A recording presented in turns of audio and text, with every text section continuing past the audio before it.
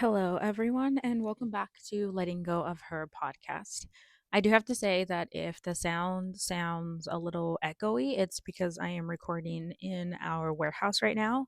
And to be honest, it's kind of just like quite fitting to the topic that I'm talking about, considering that I'm recording here in the warehouse, because I'm going to talk about um, what it was like to go from being a full-time stay-at-home mom to now pretty much running a full-time business, and just kind of seeing like the blessings that the Lord gave us throughout this like last year, but also the internal struggles that I had to deal with. So we have a business for those of you who don't know, and honestly, I feel like that's kind of all I've been talking about because that's just kind of all my life has turned into right now. And not like in a bad way, but if you would have asked me like a year ago, um I 100% would have said in a bad way. I want to say we started this venture. Well, no, not we. My husband started this venture um sometime in like October-ish of 2023 or so. Yeah, because I think my daughter was in kindergarten when we were doing it. And all my job was to just go and deliver packages. And it was only ever like two or three packages. I think maybe once it was like four. And it was just what I would do. He would grab orders and then he would pack them, and then I would be the one to ship them. And that was my only like job realistically. But as time went on, it started to pick up and get a little bit busier and busier and busier. So like a little like four packages turned into like 10, right? And I used to be able to just kind of carry them all in my arms, but then I had to carry, those like reusable grocery bags, like the giant ones that you can get like Marshalls or Aldi or whatever it is. Um, then we started filling those up, and then it would be two of those bags walking into the post office, or three of those bags walking into the post office, or four of those bags. I remember this one time, I think I walked in with four of them, like fully full, and I'm like hauling them straight into the post office. Like can barely open up the doors and stuff, and I'm just like dropping them off. And one of the people who works at the post office was like, "You do know we have like carts that you can take out and borrow to put all your stuff in." And I'm like, "Really?" So then it started to go from, one or two boxes, two to four boxes, one shopping bag, to four shopping bags, to a shopping cart that the post office provided for. And then it turned into their giant hampers that I have to wheel out and put it in. And then it got to the point where I couldn't just fit everything in one car. I had to do two cars. I think at one point we had to do three cars until my husband decided, you know what, we need to get a van. So we got like one of those, GMC Safari, like old vans, to just stuff that up. And then from there, it turned into needing to get one of those Ram ProMaster 2000, 3000s, whatever. I don't know, one of those giant white vans. Um, and last year in February, we ended up needing to get a warehouse, because or my husband was just working out of our garage. We would get our shipment here in the garage, but then it got to the point where we would always sell out. And although it was like good because you'd have sort of a break, it wasn't good because business wise, competition wise, if we sell out, then people end up buying products from other people. And I don't know. I don't really know the whole business aspect of it. But anyways, the point is that you don't ever want to sell out. So, each and every time that we would sell out a product, we would have to buy a little bit more and a little bit more and a little bit more, and to the point where like it just would not fit in our garage anymore. So we ended up having to rent a warehouse, which we've been there for almost a year now. And somewhere halfway in between last year, somewhere around the summer, we had to expand that warehouse and rent a little bit more space. And I believe by next month, we will have to rent out even a little bit more than that. And, it's just the business has just little by little been growing and growing a little bit more. and somewhere last year, I would say around March or so, it was when it just became too much for one person to deal with, and my husband needed me to come on board. Um, and I would say that this was like the first time that like we both realized like, oh, like this is like a legit business. Like this is, I mean, I'm pretty sure my husband figured that out way before that, but I was so oblivious. I was like, okay, I'm just shipping these packages back and forth, like I didn't really know much about what was going on. And honestly, like it was it was like my own wrongdoing, like that I didn't care to ask my husband how he was doing, how the business was going, you know, how any of it worked. I don't want to say that I didn't care, but I didn't I didn't really think much of it. I think just like all of last year, I was just battling with my own, my own demons, my own stuff in my head that like I selfishly didn't even ask him, like, how are you doing? How is it going? Like, is there any way that I can help? Until one day it was just a full blow, like, I need help. Um, and I think that I became angry. No, I don't think I know that I became extremely angry because of the way that the business just kind of like fell on me, and the way that it was just kind of like expected of me to help.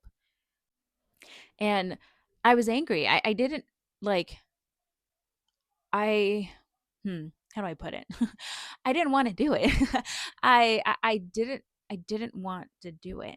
Um, and like, I remember, talking to a friend and I'm just like, what the heck? Like, why is this my responsibility now? Why are we doing this? Like, why couldn't he figure out something else to do? Like, I still have to cook, I still have to clean, like I still have to be, a mom and a wife and do all the things plus having to help with this. Like, I was like, how is this going to work? I don't understand. Like, this doesn't leave me any time for this and it doesn't leave me any time for that. And there were just so many questions and so many unknowns. And my initial just like thought, my initial like selfish mind was like, no, I don't want to do this. I like refuse to do this. Um, and so as like my husband was like training me on like how to read the orders, how to do all the like the stuff, I'm just like, um I really like I really don't I really don't want to do this. Like I really, really, really, really, really don't want to do this. Prior to that, like I had been shipping, and sometimes it would take me like 3, 4 hours of my day to like ship everything. Because I would have a small car and I would have the kids. So there's only so much that I can like stuff in the cars. And it would take all day. And I would, I'd complain about that. And then now I had to pack the orders and ship the orders. And I was just very angry. And like a nasty, like pitiful kind of angry. Like I would put on my phone, like, start a timer as to like how many hours it took me to pack everything and how many hours it took me to ship everything, and like just to kind of like throw it in my husband's face, right? Because um I wanted to be like, I'm tired, or like, don't come at me if the house isn't clean, and don't come at me if I didn't cook dinner or anything, like, because like look at how many hours I'm working for you, right? um and I did it in a really like conniving, like a really just in a really bad way. At the end of the day though, I ended up just deleting all of that and never throwing it in my husband's face, because I was very convicted about it, because it was like the Lord is blessing us with this. The Lord is blessing us with this moment in time that we are making this business work. um and yet I'm being like petty about it. And yet I wanted to like prove, I don't know, like I wanted to prove to my husband, like, oh, I'm doing this for you, sort of a deal. I don't know, I really don't know what was going through my brain at the time, but I've always been honest on this podcast, and that was what I was doing. I was just being very pityful pettyful about me having to do all of this work. And I know that there was lots of tears that were shed, lots of tears, like so many tears, so many phone conversations with friends where I would just cry and I'd be like, I don't want to do this, I can't do this anymore, like this this hurts, like this physically, mentally, emotionally hurts. Like I remember in the first few days, like my back just feeling like it was on fire, like literally on fire, because I was in so much pain from like all the physical work I was doing, right? And that, that makes me think of how less physical work I was doing before. Um, and I really, really, really prayed, like for a good like couple months. Like I prayed, like, Lord, like help change my heart, like help soften my heart, because right now I have like I'm doing this and I'm angry about it, but I don't want to be angry about it because it's such a blessing. Like what a blessing it is to have a business that wasn't supposed to be a business but has turned into a business, and that I am able to help my husband, and that I'm able to help my husband like fulfill one of his dreams, really, because my husband is, throughout the 12 years of our marriage, like has always like done different little business stuff, and some of them failed and some of them failed horribly. Some of them left us with no money. I can record episodes and episodes on all of the business stuff that we did and all of the failures, and how we had to pick ourselves back up. Like, you know we've he's had to work really, really hard. Um and I really needed the Lord to soften my heart. And it was like, Lord, like, I'm tired and I physically, like, I'm exhausted, mentally exhausted. Like, I don't want to do this. Like, I'm so worn out right now that I don't even want to cook. I don't even want to do like my own housely duties. Like, Lord, like, please give me the strength to do it. I remember one friend being like, hey, you're kind of in this situation and you kind of have to do it. And she was like, just ask the Lord to give you the strength. Like, you can't ask him to take it away because that would be selfish, right? That would be the wrong sort of prayer. But you can ask for strength to help you get through these like tough times. And it took us a good couple of months to just kind of figure out like a groove. Like it took me a few couple of months to figure out a groove on like how to manage my home and manage a business. And it took a lot of prayer for the Lord to soften my heart and to be grateful, honestly, because I don't think that I was grateful at the beginning. I think I was just more so angry that I had to work, um, that I had to work more, that I had to do more, that I had to run the business essentially. Um, and I didn't want to be that way because I felt like that I was starting to harbor some resentment towards my husband over like, why are you making me do this? I don't want to do this. And that's like a bad, like, I've been really, really convicted about the mindset that I had prior, where it was like, I don't want to do this. Like, it's just like a very selfish, um, just a very selfish way of thinking.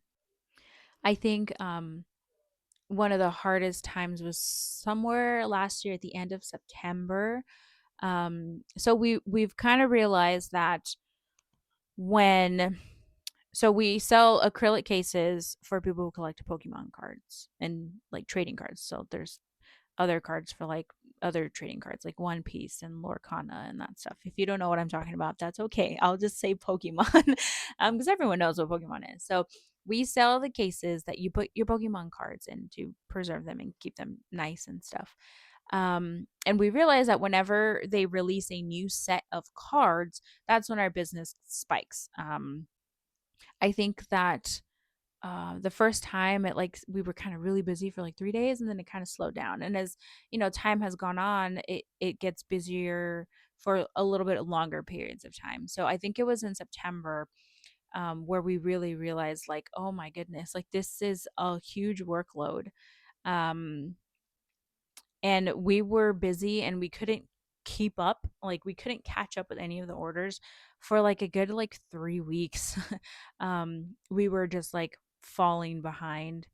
um that got really crazy. I think we ate out like every day for like 3 weeks because I just had no energy to um I had absolutely no energy to cook. And prior to that, over the summer, we sold out of cases. And then when we received shipment, we did a pre-order, and I think we had over like 800 pre-order sales.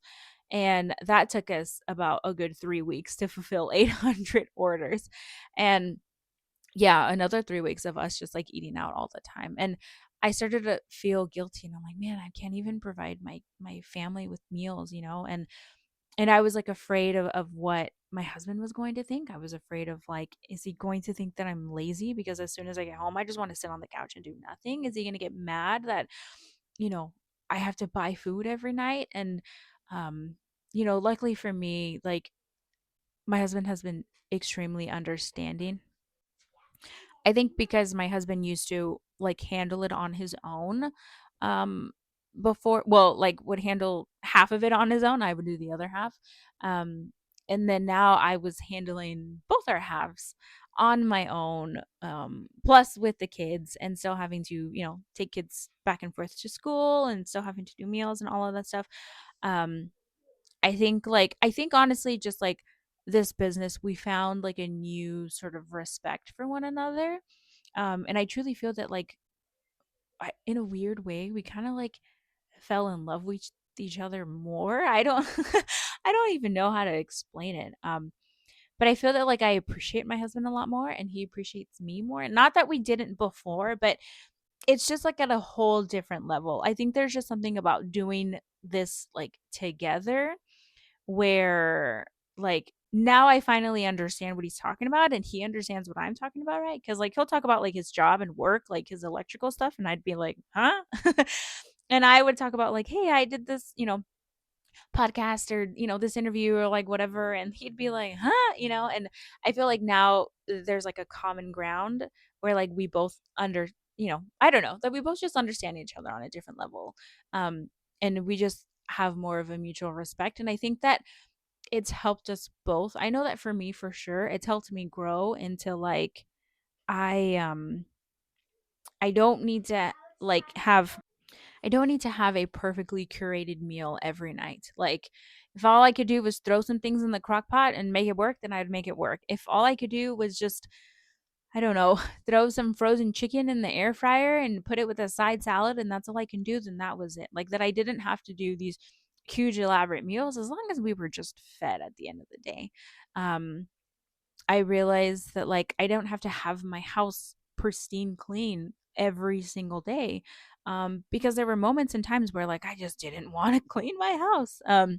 We'd kind of be living in a mess for a little bit, and that was okay, and I think that my husband saw, and my husband noticed, and my husband knows how much I just enjoy having a, I don't want to say a perfectly clean house, but like a picked up house.